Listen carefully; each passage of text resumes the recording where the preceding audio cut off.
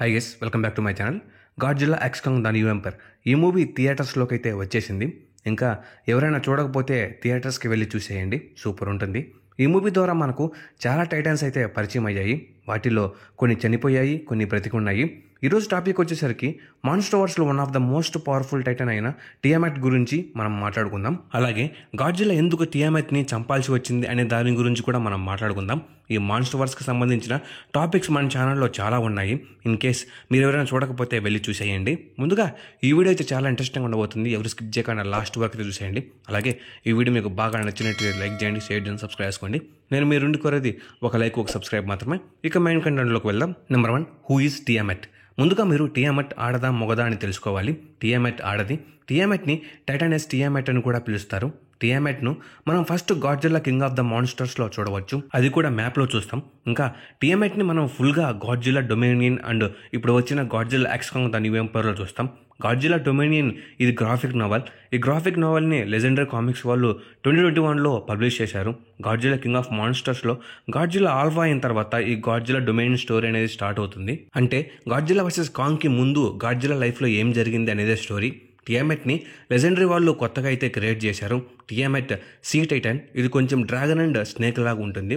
దీనికి టియామాట్ అనే name ancient బేబిలోనియా see goddesses అనే దేవత ద్వారా వచ్చింది. మాన్స్టర్వర్స్ ఫైల్స్ ప్రకారం టియామాట్ 847 feet ఉంటుందంటాం. అంటే గాడ్జిల్లా కంటే 1 time ఎక్కువ. గాడ్జిల్లా కింగ్ ఆఫ్ ది మాన్స్టర్స్లో కింగ్ గిడోరా కింగ్ అయినప్పుడు అన్ని టైటన్స్ని కంట్రోల్ చేస్తుంది. అప్పుడే ఈ టియామాట్ కూడా నిద్రలోంచి లేస్తుంది. తర్వాత మ్యాడీ రసెల్ ఆర్కా మెషిన్ అయితే ఆన్ చేస్తుంది. అప్పుడు మళ్ళీ టియామాట్ తన లేయర్లోకి అయితే వెళ్ళిపోతుంది. ఆ తర్వాత గాడ్జిల్లా కింగ్ గిడోరాని ఓడించి టైటన్స్ అన్నిటికీ కింగ్ అవుతాడు. దీని తర్వాత గాడ్జిల్లా డొమినియన్ స్టోరీ స్టార్ట్ అవుతుంది.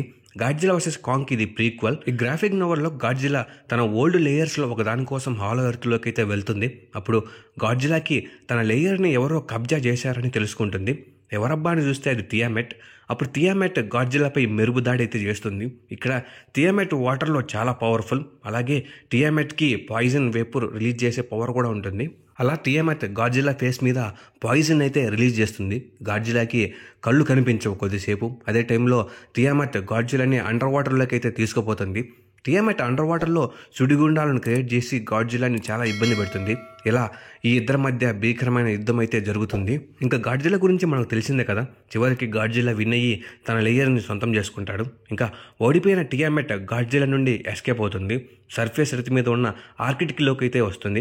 అప్పుడే గాడ్జిల్లా ఫిక్స్ అవుతాడు, ఛాన్స్ దొరికినప్పుడు దీన్ని వేసేయాలని. పాస్ట్లో అంటే చాలా ఏళ్ల క్రితం కాంగ్ యాన్సెస్టర్స్లో ఒక కాంగ్ని అయితే టియామాట్ చంపేస్తుంది.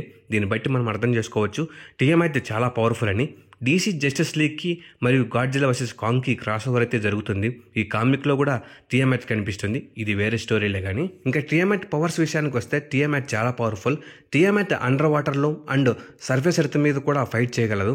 ఇది బయో ఎలక్ట్రికల్ పవర్ని ప్రొడ్యూస్ చేయగలదు. వాటర్లో హూరికాన్స్ని క్రియేట్ చేయగలదు, అంటే సుడిగుండాలను.